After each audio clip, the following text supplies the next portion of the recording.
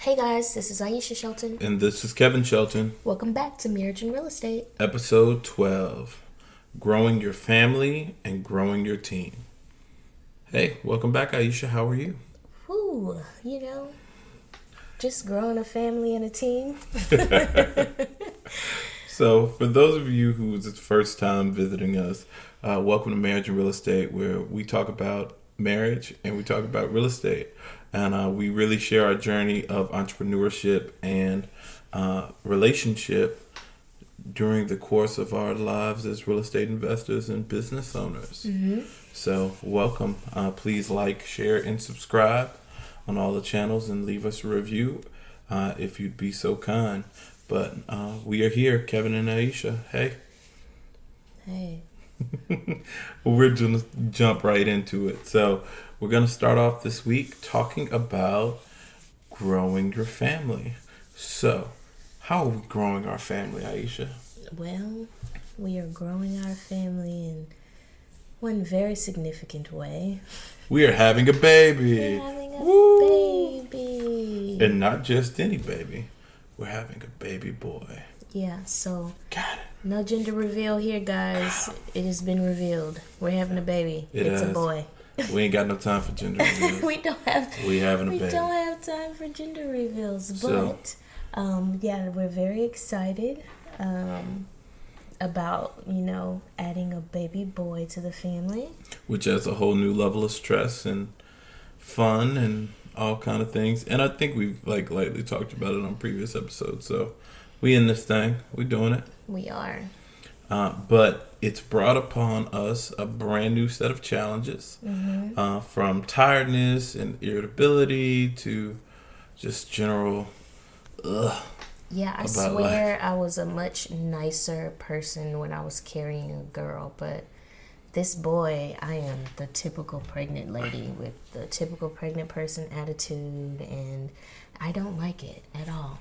So if anybody has any experience carrying a boy and a girl, is it just me or is that like a real thing? I don't know. Drop us a comment. Let us know how you feel. If you either had a boy or had a baby, having a baby, or want to have a baby, drop us a comment. Let us know how you feel. So, let's jump into it though. So, with growing our family, how is that impacting our lives, right? So, I want to talk about children and entrepreneurship. What are some of the biggest things that people always talk about when they talk about, not only how children affect your regular life and marriage, but being entrepreneurs specifically. So, one of the big things, and this isn't specifically about marriage, but I wanted to talk about health insurance, right? Because one of the biggest risks being entrepreneurs is insurance for your family. And I know it was something big that I had to consider before leaving our jobs. So insurance was like a huge, huge deal. And even now, it's something that we're still navigating, but we've put some things in place. So before we left our jobs, one of the key things that we did was use our existing salaries to base our life insurance on. So we both took out term life insurance and long-term life insurance, as well as death and disability insurance under our current salaries so that we can maximize that coverage. Because in preface, I'm not an insurance agent, but what we understand from our insurance resources is that once you're an entrepreneur, it's much harder to validate your income for insurance companies to underwrite those larger amounts. So if you want, multiple millions of dollars in insurance, that's not directly correlated to your liquidated assets, then you want to make sure that you have a job in place when you put it in place. So Yeah, we did that. we did. But health insurance is a big deal. And I know we searched for a long time to be able to offer health insurance not only to our team, but also to ourselves. It was very important for me to offer the same type of amenity package to my family that I was getting from my job. I think that was real pivotal and key to make sure that our quality of life didn't change just because we were leaving our jobs. Yeah, so the current insurance that we have isn't the most ideal, but it's a type of coverage.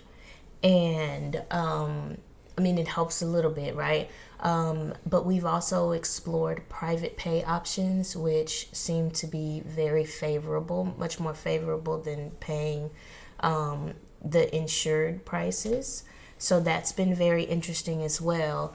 And what we've been looking for is a group plan that was similar to the group plans that we have with our employer, and looked up on an organization that we're a part of that offers a group plan as well. So we're looking into those options. Which is our local builders association. And, we've heard from other couples who are ready to take the plunge, or planning to take the plunge into full-time entrepreneurship for both their husband and wife, and one of their main concerns is insurance.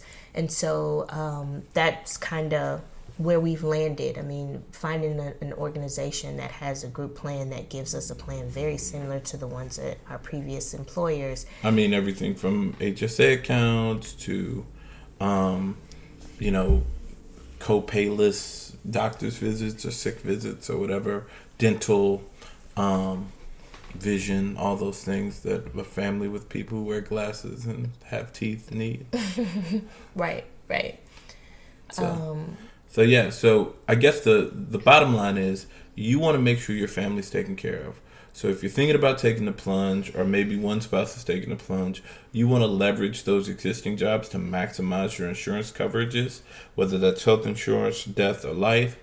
And you also want to make sure that you are finding the best resources, whether that's local organizations or maybe professional affiliations that maybe can offer you some better resources. Even though you're small, you can kind of leverage your network to give you some coverage. Yeah.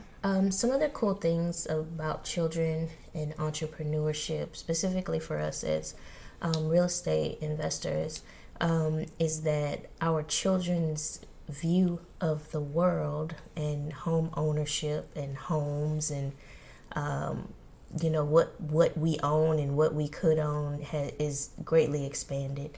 And so Kevin was telling me that he and Kayla were driving down the street, and maybe it was just like an open land, and Kayla was like, "Oh, Dad, look at that!" And Kayla's our oldest daughter. Yeah, you should buy that, or can we buy that? So she sees opportunity in a place where most people wouldn't. I would say even most adults. How many times do you pass by empty lots or acreages of land and see possibility? But because of what her parents do, because of what we do, she sees that as an opportunity. The girls are usually on some kind of active residential construction site. Austin enjoys walking through the walls when the houses are in framing, so that's kind of fun to watch too. But it's a norm, right? It's an expectation that's what we do. And so truly our view of the world as children come from our parents. And I think most parents want to create experiences for their children that expand their view of the world. And for us, I feel very fortunate that we can show our children that you can own and operate a business. And my nephews, this is funny too. So my mom was telling my nieces and nephews about how many houses we own. Yeah, Uncle Kevin and Aisha own this many houses. And my nephew said, what do they need that many houses for? So just sharing that with our family has also been, with the children in our family, has also been really cool. Wouldn't you say? No, 1,000%. I think that seeing that perspective change is one of the things that I enjoyed the most about everything that we have going on as entrepreneurs. I think that having the ability to expose your children to entrepreneurship or investing very early gives you the opportunity to change the future dynamics of how they look at the world. So the next thing we wanted to cover was childcare. Especially being a real estate entrepreneur, one of the things that's super important is having the ability to go to networking events or other meetings. Maybe it's dinner meetings or things where you have to be available at night. And with young children, it's very hard to do.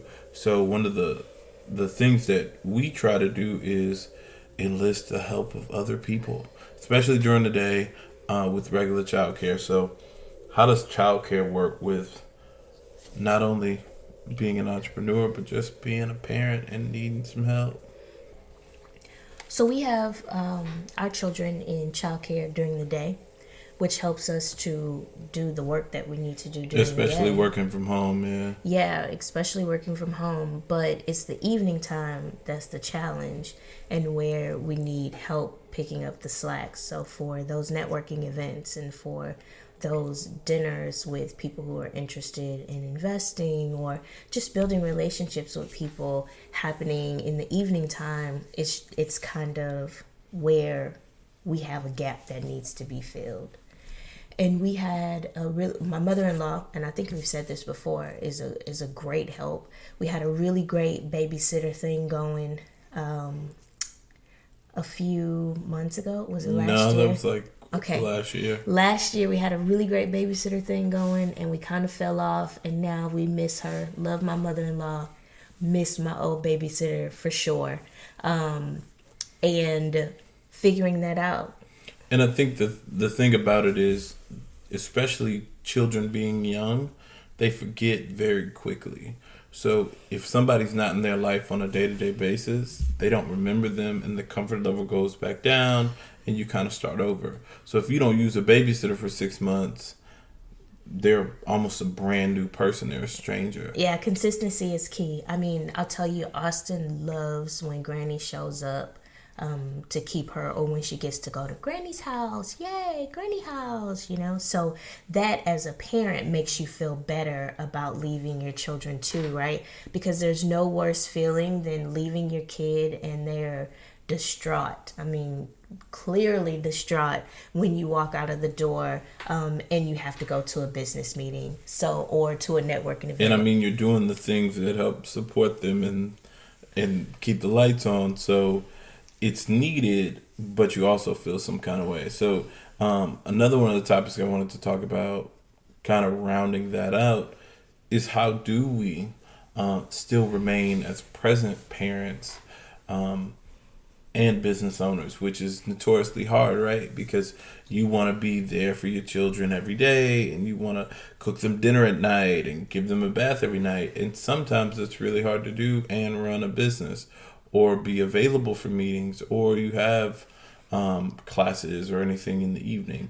I mean, and it would be the same for somebody who's in school full time, or maybe you work an evening job. It's the same kind of grind, right? Like, you have to make a sacrifice in one area to be able to support another area of your life. So I know, and Aisha, you can talk for yourself, but for me, I've consistently been working on doing better at this and being more present, not having my phone in my hand, or having kind of quiet hours or set times. Say, hey, from 6 o'clock to the baby goes down at 8, I'm gonna be just here in the moment, whether that's playing with My Little Ponies or giving the baby a bath or putting her down and reading a story.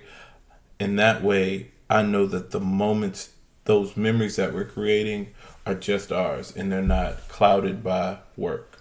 I think being intentional about the calendar as well, right? So when there's lots of stuff on the calendar that are business related, and I find myself 2 and 3 nights where I'm not home before the baby goes down for the evening, I'm just really cognizant of that. Like, I don't like the way that feels, and I'm like, okay, I'm not doing anything this weekend, but spending the entire day, the entire weekend, and the next time I have a schedule this packed, I'm going to make sure I reevaluate that and reschedule some things, because it doesn't feel great for 3 nights in a row me not to see Austin since drop off that morning, right? Yeah. If she's dropped off at school by one of us and then somebody else picks her up and brings her home and gives her a bath and feeds her dinner, and by the time we get home she's asleep, I've missed days, something. Yeah, I've missed something. And so that, I think that's a part of the sacrifice of what we do We're not always home, but we are very intentional with the time that we do have when we're home, and we make sure that it's a good balance. And sometimes that it's a more balance of family than not. Yeah, and I mean, you do a good job of keeping me in check and like, hey, you can't work every day because I would work until I'm on the ground. He would. I'm like, hey, just hang out. We aren't doing anything but being together, but that's valuable and that's important. So for everybody out there, what we're trying to say is being an entrepreneur and being a parent and, husband and wife or, spouse or partner is a hard job, but you can definitely do both. You just need to have the right team in your corner. So that's the people who help you with the childcare and having the right resources as far as insurance and making sure you take care of all those things before you take this journey of entrepreneurship kind of out on the road. And then also in the moments that you do have with your family, be present, be there at the Thanksgiving table or be there playing My Little Ponies with your babies, because you'll be a father or a husband or, a wife and a mother much longer than you'll be a business owner or an employee or anything else. Can you tell that Austin's into My Little Pony? Kevin keeps saying, My Little, be there for My Little Pony. It's the first thing on my mind. And in my mind right now, the My Little Pony theme song is singing currently. So let's jump into the real estate side and talk about how do you grow your team. So we have some exciting news this week as well on the team side. We've added another team member to the K&A family, and we've actually, she starts on Monday. She starts Monday, yeah. And that's super, super exciting. So this new team member will be a full-time property manager for our growing portfolio, and literally will help us not only scale our business, but also take a lot of the weight off our shoulders so that we can be more present people working on our business and not working in our business. So we're super excited about that. Yep. And some of the things that we wanted to share with you guys this week on the business real estate side is what's your org chart look like? How do you decide the roles that people sit in your business? How do you figure out what positions you do need versus what you don't need? And then how do you fill those positions? So we'll jump into that. And I'll say, too, that our org charts started out as simply an org chart. Like, there were not people in these positions. They were just placeholders. This was just placeholders for like, okay, we could use somebody here, we need somebody here and there. But it's a plan. It was the plan that we had. And then as the business grew, we filled in the right people in the org chart. Yeah, and it's an ever-evolving process. People come in, people leave, you try people out. So it's different experiences that lead to that perfect team. But if you have the system built, or what positions you have on the board, then it's much easier for you to fill in people to fill those roles. It's like a chessboard, right? If you have a rook and you have a castle and you have a pawn, then it's much easier for you to find people to play those roles. If you end up with just a blank board and you don't know what pieces you need, it's hard to play the game. Here's a fun fact. I didn't know Kevin knew anything about chess. Shape center? First. And second, I don't know what a rook is. So none of that part made sense to me. But hopefully it made sense to you guys. Well, hey, that's fun. As long as our org chart makes sense to you, it all works. Okay. But to break that down, right? So what we did is we put the existing structure of our business on a piece of paper. And we said, okay, here's our business, K&A Companies. What does K&A Companies do? So a description of the business. And then what roles are in that business, right? So we own rental properties. So a property manager would be a good role to fill. Maybe someone who works on maintenance would be a good role to fill. Maybe somebody on the Airbnb side who does laundry. That would be a good position. And then you kind of work with each other, or, whatever your business partner looks like, or even if it's Google, right? Even if Google is your partner, they can help you figure it out to put an idea together of what your business looks like as far as roles are concerned. And I never thought about Google as a partner, but you're right. We use a lot of systems that Google has, and that would definitely be considered a partner. Like we use G Suites, and we use Google Drive, and Google Sheets, and Google. Googly Google. Google. Okay. So, anyway, you have to write it all down, and you have to lay out your business in a way that makes sense, so that you can start the process of refining. It's not about being perfect. It's about starting the process. And then there's books and additional resources, some of which we'll talk about at the end of this, that will help you in those roles. So at the end of the day, which I feel like I say at the end of the day a whole lot, I should pick another term. It's all about writing it down and having a plan, like I always say. Yeah.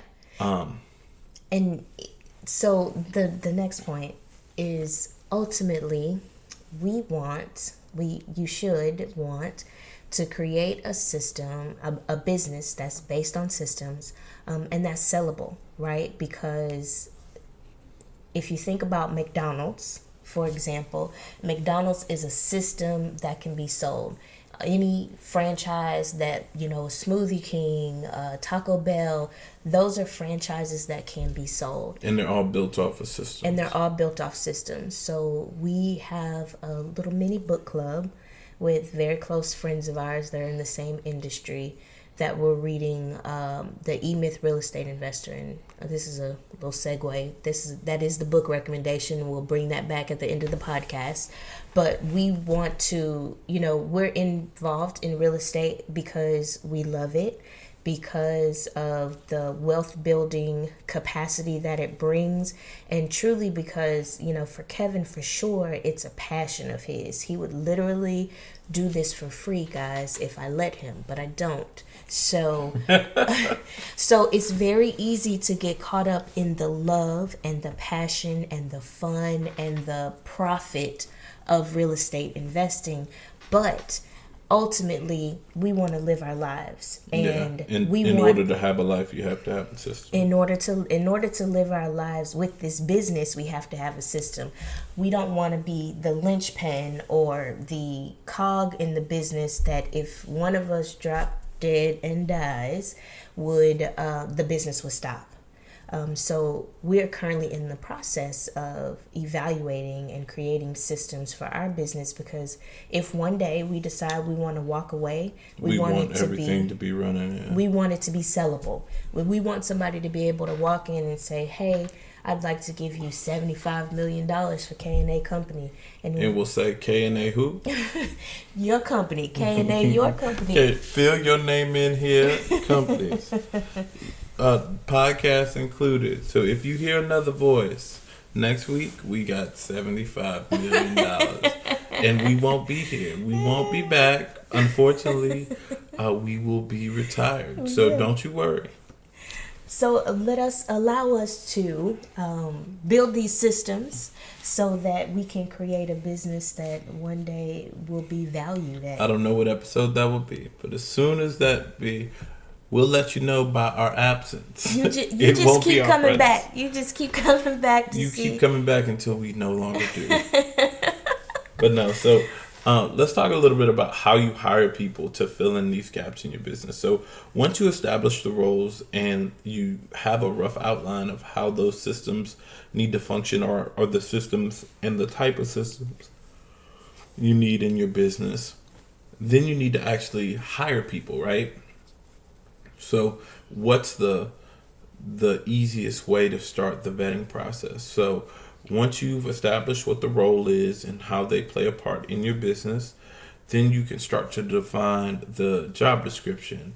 And then based on those key criteria of what's in the job description, you can start searching for people. So this is where your LinkedIn comes into play, your Indeed comes into play, your Craigslist could come into play.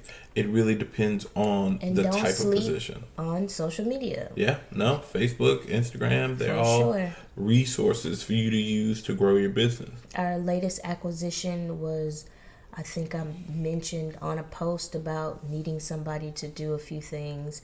in the business, and I had several takers in my inbox, which was quite nice. And we chose one from there. So, I mean, the power of social media these days is more than just to say, hey, look at me, I'm so cute and I'm doing cute stuff. See, Cute stuff. there's value that is there as well. No, 1,000%. So, to sum it all up, have an org chart, make a plan. Make a plan. I keep saying make a plan. You gotta have a plan. Review your org chart. Start to fill in those positions. Put the systems with it. So know the systems that help you automate your business or operate your business. And then once you understand the roles that you need and the systems and how they play a part, then you can start filling in the gaps to hiring the people to help free you from your business, which we're currently in the process of doing right now in our own business. So, yeah. Now we're going to jump into some of the sponsors this week. So this week, we are sponsored by Marriage and Real Estate Society. Oh, surprise sponsor. So, as you guys know, here at the Marriage and Real Estate Podcast, we're very, very excited to help you guys grow your business as well as your marriage through not only the Marriage and Real Estate Podcast, but also the Marriage and Real Estate Society Meetup. And this is an organization where you guys get to come, share, build with us on a monthly basis, as well as through social media, so we can connect, help you work on your plan, review your deals, connect with each other, and help to really grow your marriage and your business.